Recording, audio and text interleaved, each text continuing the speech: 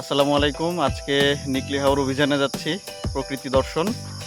সঙ্গে আমি, আমার স্ত্রী, সামনে থেকে আমাদের একজন শ্রদ্ধেয় সিনিয়র কলিগ উঠবেন, আর আমাদের সাথে পিছনে দেখতে পাচ্ছেন আমাদের গাড়ির ড্রাইভার জনাব মাসুদ।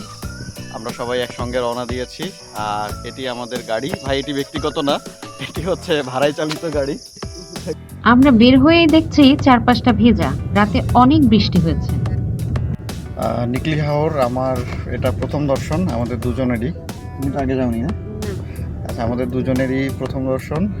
আর এখন সকালের স্নিগ্ধতা উপভোগ করছি। সূর্য বেশ উঠে গিয়েছে, সকাল 6:30 পার হয়ে গেছে, এখন প্রায় 6:50।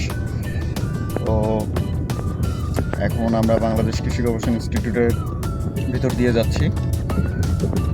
এখন আমাদের সঙ্গে আমাদের আরেক সহযাত্রী, আমার শ্রদ্ধেয় বড় ভাই plus colleague doctor Mohammad Mukhlisur Rahman. তিনি আমাদের যাত্রা সঙ্গী হিসেবে, সফর সঙ্গী হিসাবে তিনি যোগ দিচ্ছেন। আসসালামু আলাইকুম স্যার। আসসালামু আলাইকুম। প্রায় 1 ঘন্টা চলার পরে আমরা গাজীপুর জেলার কাপাসিয়া উপজেলাতে অবস্থিত শীতলক্ষ্যা নদীর উপর নির্মিত ফকির মজনুষা সেতুর উপরে উঠলাম।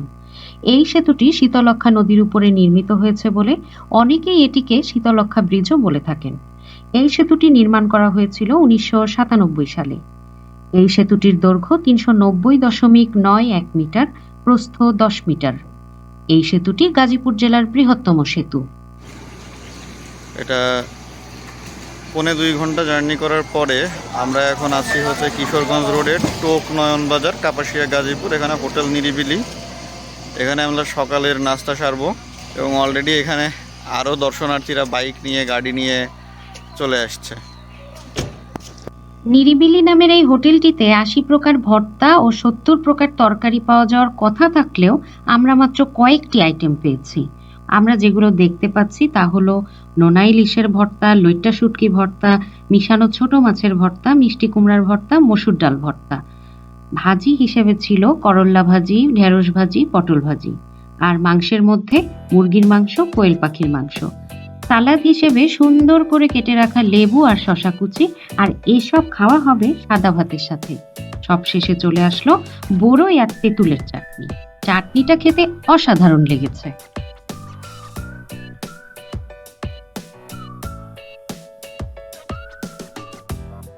এখানে শুটকি ভর্তা, বেগুন ভর্তা। ভাইয়া কি কি ভর্তা দিয়েছেন?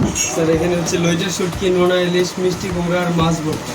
আচ্ছা ওদের আচ্ছা। ভর্তাগুলো শেষ হয়ে গেছে আর আমাদের দুপুরবেলা সব আইটেমের মাছ ভর্তা, আমাদের তো চারটাই আছে। মাছ ভর্তাটা কি কি মাছ ভর্তা? ছোট মাছের ভর্তা স্যার। আচ্ছা, ছোট মাছের ভর্তা। এখানে যে কালো কালো কালো যেটা দেখা যাচ্ছে সেটা হলো ছোট মাছের ভর্তা। এগুলো একটা আর এইটা হচ্ছে এইটা হলো ছোট মাছের ভর্তা। এইটা হচ্ছে মিষ্টি কুমড়া ভর্তা। এইটা নোনা ইলিশ ভর্তা। আর এটা হচ্ছে লইট্টা শুটকি ভর্তা। কিন্তু লইট্টা শুটকি আর নোনা ইলিশ দেখতে আসলে একই রকম লাগছে ভর্তার চেহারাটা। আর আমাদেরকে এই পাশে হচ্ছে চাটনি দিয়েছে, আর এটা বড়ই আর অন্যান্য কিছু টক ফল মিক্স করা। আর সালাদের পরিমাণটা খুবই ভালো, বেশ রিফ্রেশিং লাগছে সকালবেলা। শেষ হয়ে গিয়েছে। আর আসলে আমরা এমন টাইমে এসেছি যে ভর্তাটা আসলে শেষ হয়ে গিয়েছে। তো যাই হোক, দেখা যাক, রিজিকের মালিক আল্লাহ।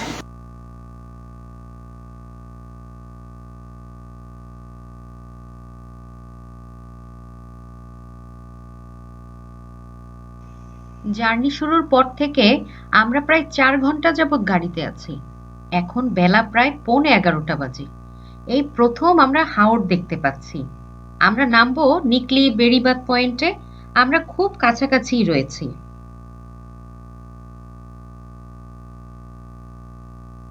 আরে, ওই তো দূরে পানির মধ্যে রাস্তা দেখতে পাচ্ছি। দূরে ছোট ছোট বাইক বুঝতে পারছি পানির মধ্যে। ওটি আসলে ঢালাই রাস্তা। বিস্তীর্ণ এলাকা জুড়ে হাওর। গাড়ির ভিতর থেকে যত দূর দেখতে পাচ্ছি শুধু পানি আর পানি। এই জায়গাটিতে এসে দেখতে পাচ্ছি হাওরের মধ্যে বিশাল একটা এলাকা জুড়ে বিস্তীর্ণ সবুজ ঘাসের মাঠ। মনে হচ্ছে এটি যেন ফুটবল খেলার মাঠ। এই বছর এই সময়ে হাওরে পানির পরিমাণ যে তুলনামূলক কম, সেটি হাওরের মাঝের এই সবুজ মাঠ দেখে বোঝা যাচ্ছে।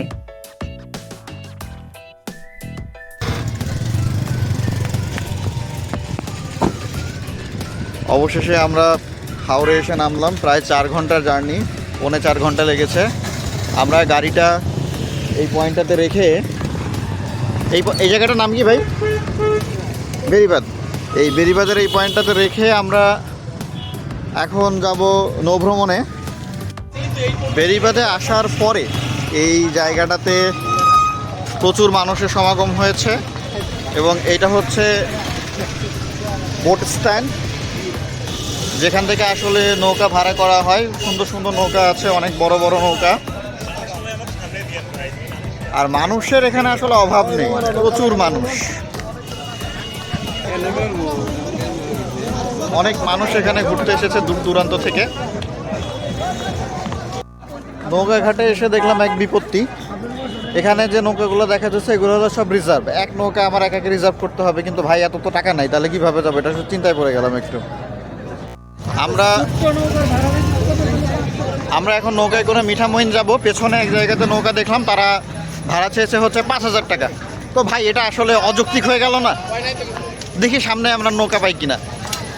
এখন আমরা দেখতে যাচ্ছি যে কোথায় লোকাল নৌকা পাওয়া যায়। এই যে পিছনে, আমার পিছনে যে নৌকাটি দেখা যাচ্ছে, বোঝা যাচ্ছে না, এই যে এই নৌকাটি, এটি আমরা 6,500 টাকায় ঠিক করেছি। আমাদের সাথে মোট আমরা 21 জন আছি, আমরা 3 জন, আর হচ্ছে সাথে আমাদের আরও সহযাত্রী ঢুকেছেন বেশ কয়েকজন। তো সবাই মিলে আমরা এখন ঘুরতে যাচ্ছি। আমরা ইটনা মিঠামইন ঘুরে তারপরে ব্যাক করবো।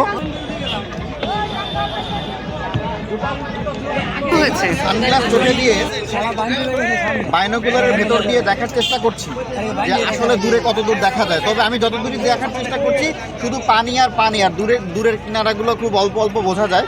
তো আমরা এখন এই নৌকাতে আমরা রওনা দিচ্ছি হচ্ছে নিকলি বেরিবাঁধ পয়েন্ট থেকে।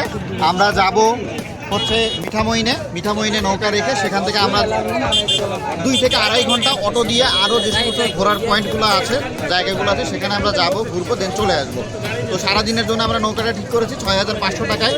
আমরা যাত্রী সংখ্যা হচ্ছি আপনার 21 জন, এবং আমরা যে 3 জন আসছিলাম নৌকা ঠিক করতে গিয়ে আমরা সঙ্গে আরও 18 জন পেয়ে গিয়েছি। এটা খুবই ভালো একটা দিক। এবং আমাদের পাশেও নৌকা আছে, তারাও যাচ্ছে। এ পাশের নৌকাগুলো এখনও ভাড়া হয়নি, এগুলোও যাবে। So till then we'll talk later. Sir আপনাকে কিন্তু দেখাবো একটু। না আমারে দেখানো না স্যার, অল্প একটু।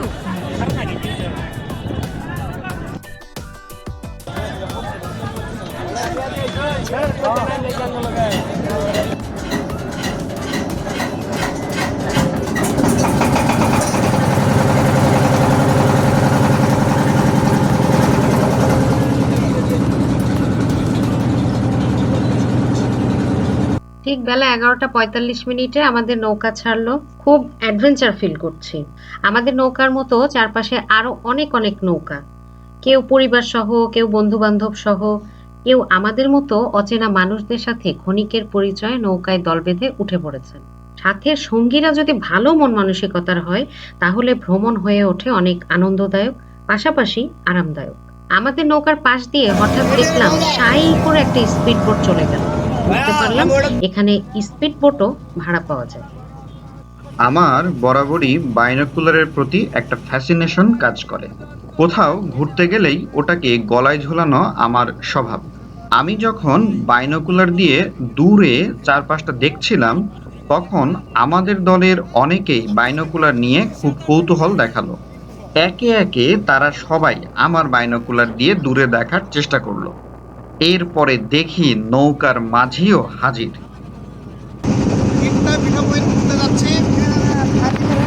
এবং টাইটানিকের একটা ফিলিংস পাচ্ছি। সঙ্গে আমার এই সহযাত্রী ভাইয়েরা আছে, খুবই আন্তরিক মানুষ তারা। তাদের সঙ্গে আমি এই নৌভ্রমণ, নৌবিহার, এই হাওরের পানি, হাওরের জল, এটা অনেক চমৎকারভাবে আমি উপভোগ করছি।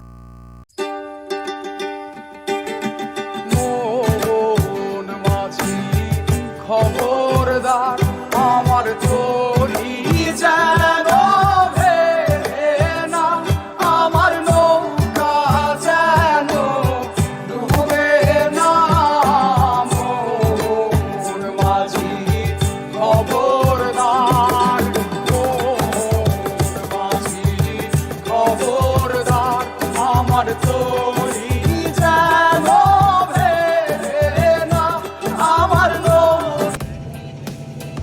হাওরে এসে হাত ভেজাবো না তা কি করে হয়, তাই মনের সুখে হাত ভেজাচ্ছিলাম। আমার দেখা দেখি মায়াবতীও হাওরের পানিতে তার হাত ভেজানোর ইচ্ছা দমিয়ে রাখতে পারল না।